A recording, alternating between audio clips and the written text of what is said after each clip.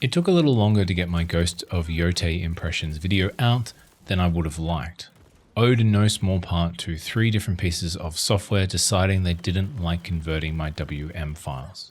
This got me thinking though about the minimal amount of time I have these days to actually play games, whether it's for YouTube or just for fun. So I thought I'd sit down and record a video talking about all the games I started but never finished for one reason or the other. One really important thing to note, just because I never finished these games doesn't mean I think they're bad. However, there is one that I think is 100% terrible and you should never play that complete waste of time. But for the rest, the day-to-day routine of working a full-time job, raising a child, not to mention all the other commitments that life demands, can squarely be blamed for my lack of enthusiasm to finish any of these games. The footage you'll be seeing has been taken from past live streams or trailers, depending on what I can find, simply because I didn't have the foresight to actually record any footage. For the first cab off the rank, and this might come as a surprise to some of you, so hold on, it's Elden Ring. With 48 hours on the books, it's a game that I just let slip. It has nothing to do with it being a Soulsborne. I've got a little bit of a soft spot for the genre, even though I'm terrible, despite platinuming Nioh 2, which is something I'm going to be bragging about for the rest of my days. But with Elden Ring, I just found myself revolting against its very design. It could be because I'm getting old, or I'm just not the gamer I used to be or ever was, but without having some sort of direction to guide me, I really struggled with the pressure, the freedom the lands between offers. Some days I only have about 30 minutes to play anything. Without having a quest log or marker, I just never felt like I was making any progress. None of this means I find Elden Ring to be completely abhorrent. I dare say it's the penultimate example, the final form, the mega evolution of a Souls-like. Unfortunately, no matter how lucid the buildcraft was, how challenging / rewarding the combat is, or how intricate the world is designed, Elden Ring will forever be a game I leave unfinished. From one of the best open world games ever made to one of the best CRPGs ever made, it's Pathfinder Wrath of the Righteous. This is one of those games that I've started so many times that I've lost count, with my last run managing to clock in at about 50 hours or so, and my total playtime being around 100. Wrath of the Righteous is simply a fantastic game from one of the last standing true RPG development teams out there in Owlcat Games. One day, and I mean one day, I would love to play Rogue Trader. But with these games often needing upwards of 100 hours to get the most out of them, it's just not something I can afford anytime soon. Not that I haven't thought about jumping back in and creating a new character, trying out a new build, and then I know I'll make it to the Battle of Defender's Heart and just can't go on any further. It's a shame too because CRPGs have so much breathing space to tell a good story that I almost feel bad for never actually experiencing it in full. You'd be well and truly justified in asking me, why don't you just jump in where you left off, you dickhead?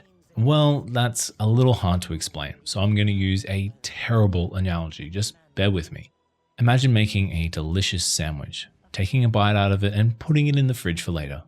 2 days go by and you decide to go back to it, except you don't really want to eat it. You'd actually rather make a fresh one.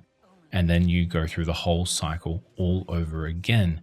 This is how I feel with Pathfinder Wrath of the Righteous. I'll create a character, forget about it, can't play, whatever the reason is, and let it go. Then I want to play again, but I don't feel right playing that character. For me, if I were to play a character I hadn't touched in months, I'd have lost the connection with the character I created. I can easily remember the combat mechanics it might take a little bit of time to get used to, but how was I role-playing that particular character? It would almost feel disingenuous to simply pick up where I left off, like I was insulting myself and the development team. So yeah, Pathfinder Wrath of the Righteous sadly will also go completely unfinished. Unlike Pathfinder Wrath of the Righteous, where I'm constantly tempted to jump back in, Hogwarts Legacy is a game I barely gave a second thought to once I stopped playing. With a total playtime of only 30 hours, I certainly believe I got my money's worth, but still, it's something I just stopped caring about. This has absolutely nothing to do with the quality of the experience. On the contrary, finally getting to fly around Hogwarts and roleplay as a wizard in HD was a dream come true. The issue I had with Hogwarts Legacy is a fundamental one. and that's its purpose. Nothing I did in the game mattered. None of the choices I made meant anything because I've read Harry Potter. In fact, I even predicted this very problem in a video I made leading up to the release of Hogwarts Legacy all those years ago. The events, the outcomes, my decisions have no bearing on the wizarding world as a whole. Sure, it was fun, really fun. A game designed with fans first, since Warner Brothers had no faith in single-player projects. But no matter what, I just couldn't switch that part of my brain off that would whisper, "Why are you doing this? It doesn't matter." If we'd have flipped this over, say we're playing a game that takes place after the events of Harry Potter, it would be an entirely new being. Suddenly, the corridors would open up to limitless possibilities. But that might chew into any plans J.K. Rowling has up her sleeve for any sequel series, just in case she needs to buy a new castle or house. As it stands, I very much doubt I'll be returning to Hogwarts anytime soon.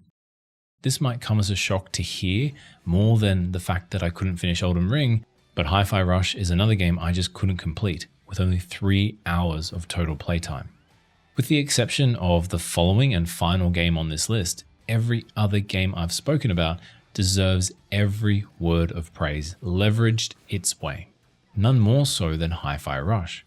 But for me, it just didn't click.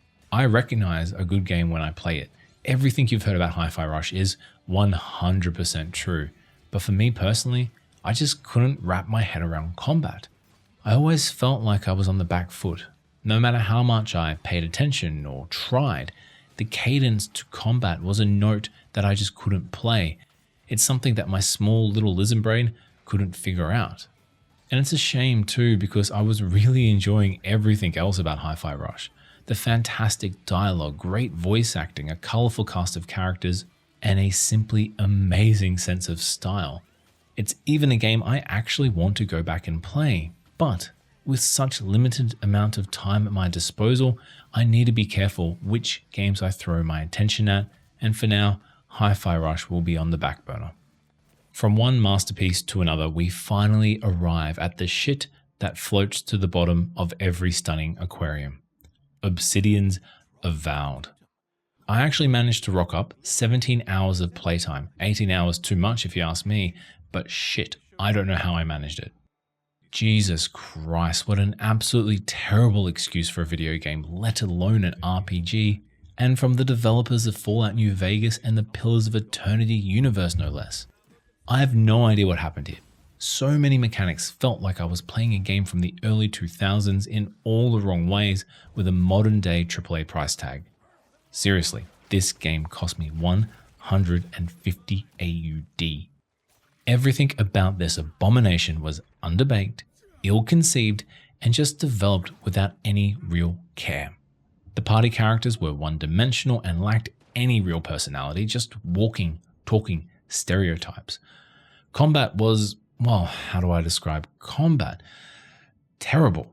Animations were stiff, dialogue even stiffer, and the lack of any real role-playing was just sad. It's 10 times more depressing to think that this game exists in the world of Pillars of Eternity, another amazing example of CRPGs. There's very little else I can say other than please do not buy this game. Don't even think about it. Don't pay for it. Go play the hundreds of other games that are so worth your time. Not this, just not this.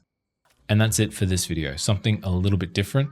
I actually enjoyed making this video because it gave me an opportunity to rant about games I hadn't finished, again, for positive reasons and for negative reasons. The negative one was more fun though. If this video does well, I definitely want to make some more in the future, as I think it lets people in to what's going on behind the scenes, so to speak, a way to sort of communicate to my community without making reviews or impressions or posts. It's crazy to think that my channel is slowly approaching 100 subscribers. This is just amazing to me. And really, I can't thank everyone enough. Whether you've watched 1 second, 10 seconds, or you've made it through the whole video, please, thank you. It means so much to me. I'm lost for words. No matter where you are out there, please stay safe, and I'll see you in the next video. Bye-bye.